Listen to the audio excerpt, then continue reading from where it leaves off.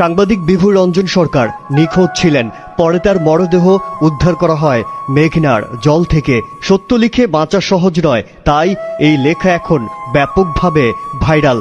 কোন সত্যের কথা বললেন তিনি, সেটি কি সত্য ছিল, সে সত্যই কি তার মৃত্যুর কারণ? এমন অনেক প্রশ্ন এখন সচেতন মহলের মুখে মুখে। নিজের চাকরি জীবন নিয়েও আক্ষেপ করেছেন বিভু রঞ্জন। তিনি লিখেছেন, শুধু মুক্তিযুদ্ধ ও অসাম্প্রদায়িক গণতান্ত্রিক রাজনীতির পক্ষে অবিচল অবস্থানের কারণে আমাকে আজও আওয়ামী ট্যাগ দেওয়া হয়, কিন্তু আওয়ামী আমলেও কোনো বাস্তব পুরস্কার পায়নি। বিভু রঞ্জন সরকার তার শেষ লেখায় অভিযোগ করেছেন, মাজহারুল ইসলাম বাবলার একটি লেখার জন্য চোটপাট করা হয়েছে।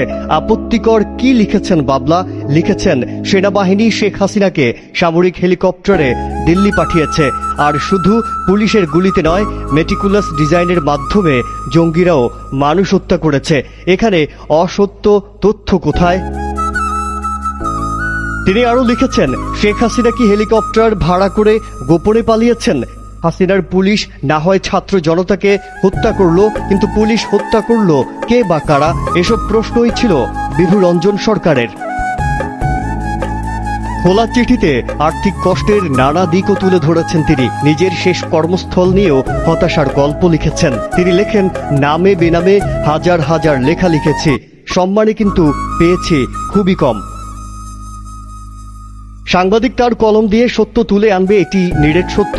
তবে সাংবাদিক বিভু রঞ্জন সরকার কোন সত্যের কথা বলেছেন, সেই সত্য জানতে হয়তো অপেক্ষা করতে হবে। তা কতদিন, কত মাস বা বছর, সেটি হয়তো এখনো নিশ্চিত নয়।